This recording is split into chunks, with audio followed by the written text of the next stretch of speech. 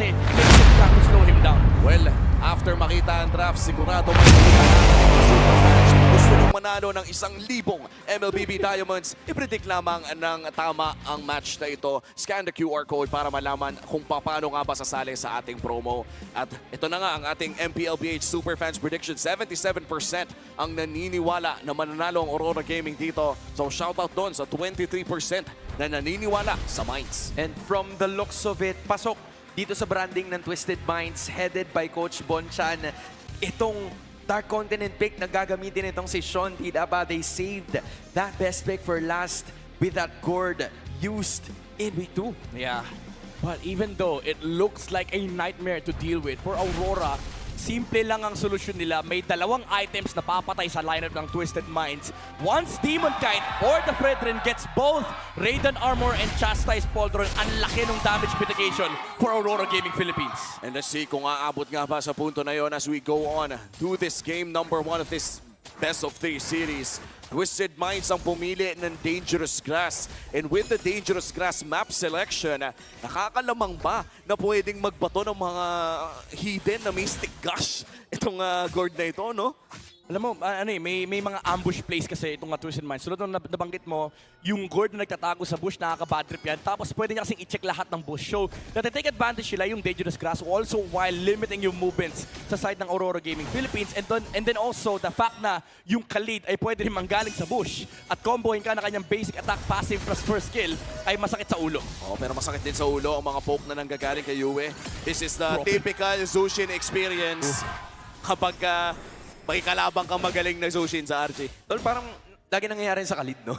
Kawawa lagi yung Khalid during that first minute wherein kung sakali na mabawasan o magalusan siya doon, it's gonna be a significant advantage towards that mid-duo. But so far, Kaloy, limit testing yung kanyang HP bars dito. Hindi niya hinahayaan na basta lang mawala itong roamer para sa Twisted. Oh, tsaka hindi rin niya ginagamit agad yung flicker, no? Usually kapag umabot ka sa 50 HP, 80 HP, gugustuhin mo nang mag-flick. Yeah. Pero nandiyan naman ang disiplina para sa Twisted Minds as we head on to our first objective fight. 10 segundo bago lumabas ang pinakaunang pagong. Sino ba nakakalamang in terms of early game power spikes? I would say there is a way for Aurora to take this turtle fight. It is a Fredrin and a Sora in the front line.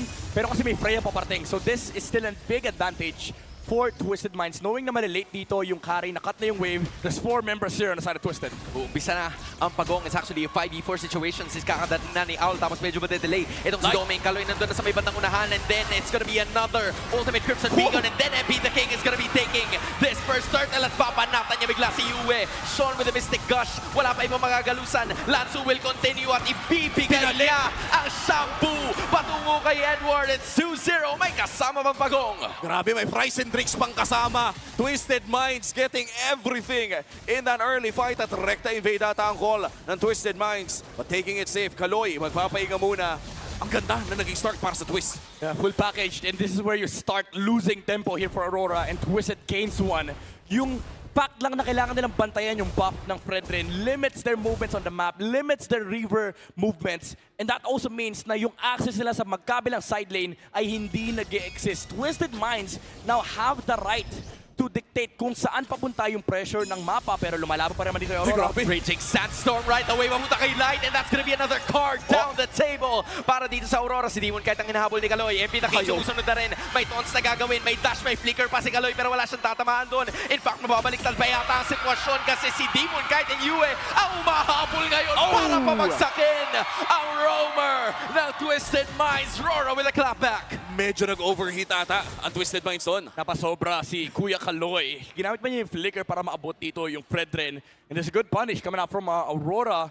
And even though, sabihin na natin nga malaki yung kalamangan dito ng Twisted Minds, kailangan nila mag-ingat kasi may carry pa rin naman sa side ng Aurora, and they have insane peel for this carry pagdating ng late game. Imagine mo, lalabanan mo yung frontline na isa pa lang ng Sora, ang hirap ng kalaban eh. May Fredrin pa na unlimited stun.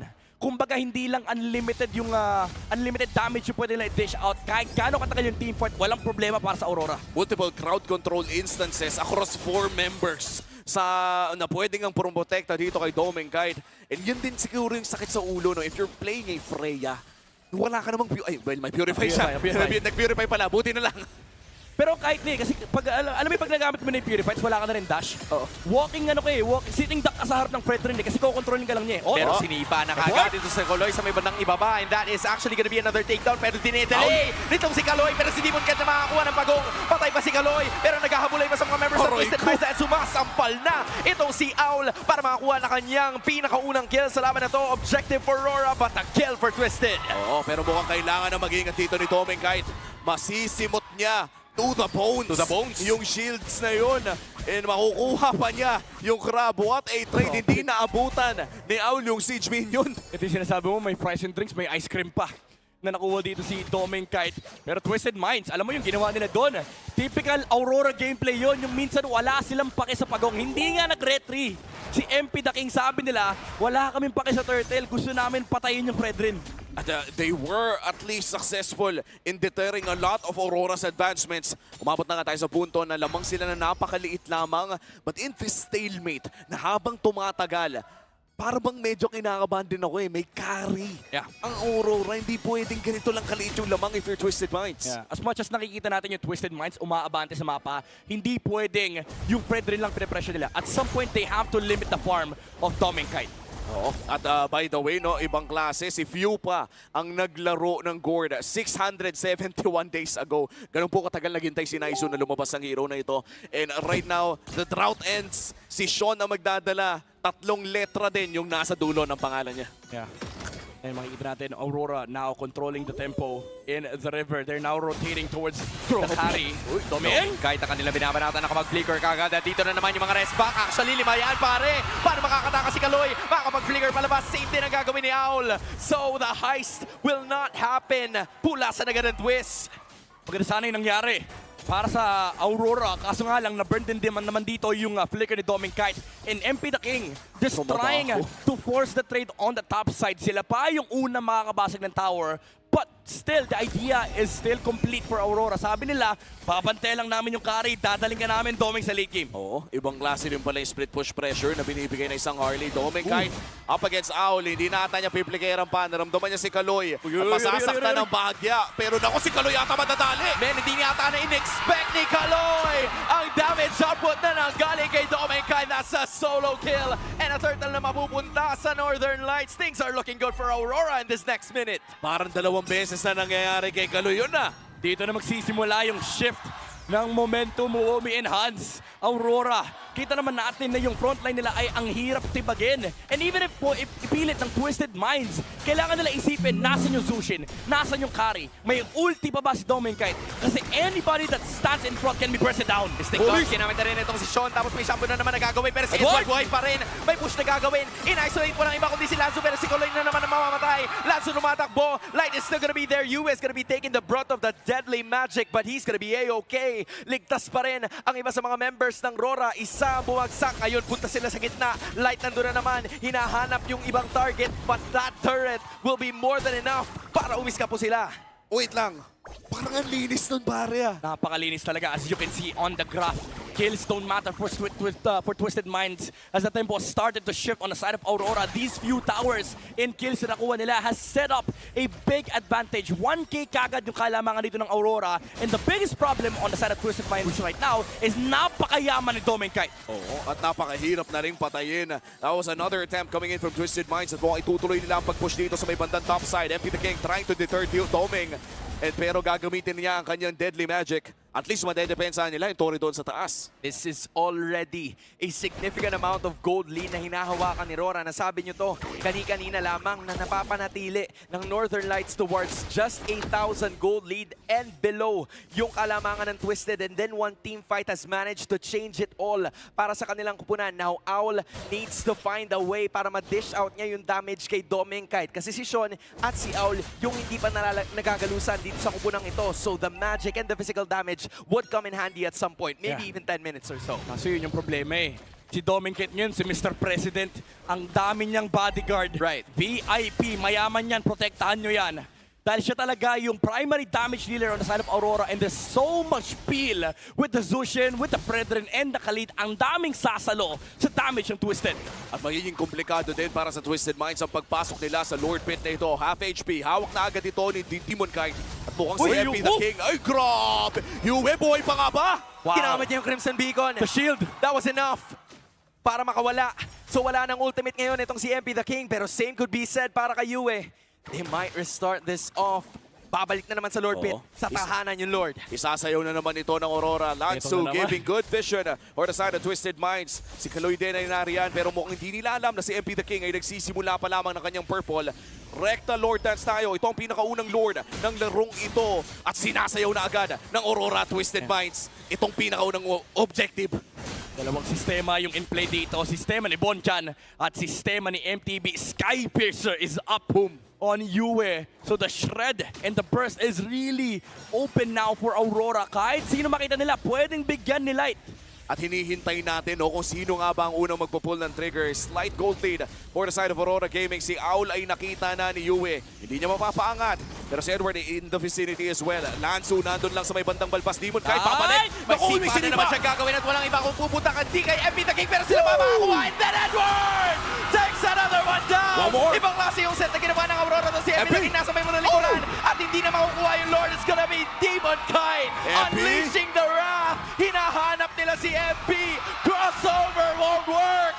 Aurora taking more from the table of Twisted Minds. At si Light lamang ang bumagsak para sa side ng Aurora Gaming. Major objective secured para sa M7 World Champions. Fearless engage mula sa roamer ng Aurora. Nauna siya. And the second layer of the peel nanggaling mula kay Edward. Just allow the damage dealers on the side of Aurora to either finish the Lord or finish the kill.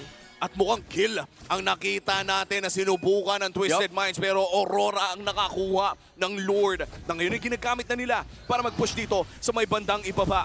Mapapop na nila yung mga shield. Light, naghahanap na naman ng angulo pero mukhang makakadamba naman dito ang side ng Aurora Gaming. Slight thought on Lansu pero nagtitipid ata, nagtitimpe ang Aurora. Kaso nagamit na yung Mystic Gush towards a target papunta sa Aurora. Nevertheless, nagawa pa nilang madepensahan yung inhibitor sa may bandang ibaba, but still it is already around 25% pagdating sa kanyang HP. Nag-conceal na naman si Edward and company. Light in and out na naman as per usual, and then Twisted Minds doing the same thing pero may stun na gagawin itong si Sean, and that is gonna be the end of that team fight, or will it be dahil si Owl ay pumapalag pa rin. Twisted successfully defending their inhibitor turrets. Good defense for Twisted Minds. Walang na walang inhibitor turret. Silipin natin ang ating Infinix in-game equipment. Looking at our gold laners Midnight, mukhang nakakalamang na nga talaga by 2,000. And this is a large margin para sa ating gold laners. Super behind, hindi lang pagdating sa goal but also the ease of execution for Twisted Minds. Ang hirap pumasok para kay Owl, even with the Purified. The problem is, kahit si Pancha ng Cho, there is a second layer of engage mula kay Edward. Pwedeng tumalon yung Sora sa may bandang likuran at mahuli si Twisted Mind. And the number one problem that they're facing right now is hindi nila maabot si Domeng Kite. Oo. At kung subukan man nila, no, parang yung umaabot mismo kay Domeng ay natutunaw na. Kaya naman, rekta pag-invade ang gagawin ng Aurora Gaming as we head on to potentially another big objective fight.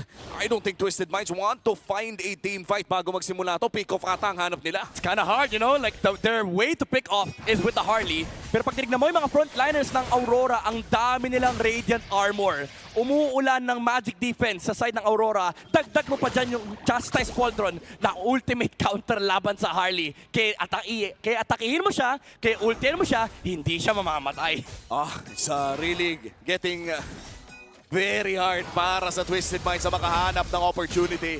And for Aurora Gaming, kailangan lamang nilang laruin ang upcoming Lord na ito. In terms of team fights, nakikita na natin yung kalamangan na meron dito ang Aurora Gaming. And for Domeng, kahit isang item na lang ang inaabangan niya, ganyan kayaman ang gold laner ng Aurora as we start this second Lord of the game. In terms of the Lords, nauna ang Aurora at mukhang gusto na agad nila ng pangalawa. Pabato na naman itong si Kaloy. Light, naghihintay na naman ang tamang pagkakataon, pero si Demon Kite nandun sa may bandang likuran.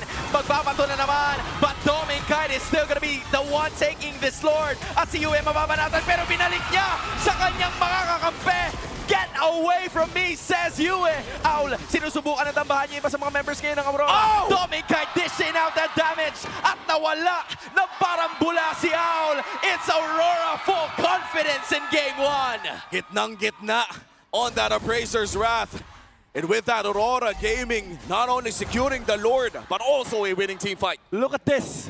From minute 7, hindi na nakabango ng Twisted Minds. Full macro control mula sa Aurora. Dinala nila to sa international stage. At ngayon binabalik sa Pilipinas. Sa harap ng kanilang mentor, this is how you play the Lord Dance. Light, sinipa niya kagad yung Kalit. Even though na-dodge with a CC immune from the Raging Sandstorm, it did not matter kasi again, the number one problem is, how do you go to the carry on the backside? Oh, at hindi nga nila naisagot yun. Aurora Gaming using the Lord to secure that bottom lane inhibitor turret.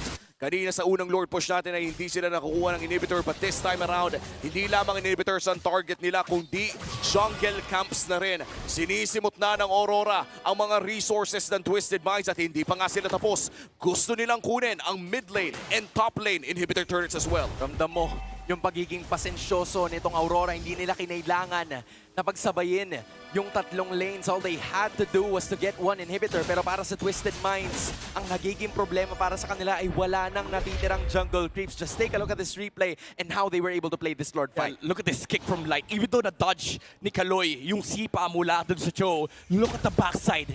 Kahit nakatalon yung glue dito kay Dominkite, it did not matter. The peel was there from Aurora. The damage dealers were being zoned out. Walang papatay kay Dominkite. Yung mga damage na tinatanggap ng carry dito, negligible at this point. Oo, tsaka nala-lifesteal na rin niya pabalik eh. The moment na mag-ulti itong carry na ito at makabanat ng konti, bumabalik din ang kanyang buhay. But this might just change a couple of things. Malefic Roar, locked in ang para dito sa Freya. At least mas bumabakat na yung damage niya. At 45 seconds pa naman bago lumabas ang susunod nating Lord. Ganda pa nung item purchase dito ni Dominkite. Winter Crown para hindi siya masakyan ng glue. And also hindi siya tamaan ng Deadly Magic. Multi-purpose item prioritization here for Dominkite. Sa sobrang yaman niya, pwede niyang bilhin ng item yung Freya. That's true. At this point, no, this is a 12K carry na pwede niyang ibenta yung boots niya at some point. And at this point, nandito naman tayo sa, as you said, yung Winter's Crown. Oh. Hindi na pala Tranchon. Nag-grow na siya. Nag-grow na siya sa player. Ayun. Winter's Crown na dalawa yung nakaka-counter on the side of Twisted Minds. Things are not looking good para sa Twist. Meanwhile, for Aurora, parang pwede na lang nilang antayin yung susunod na Lord.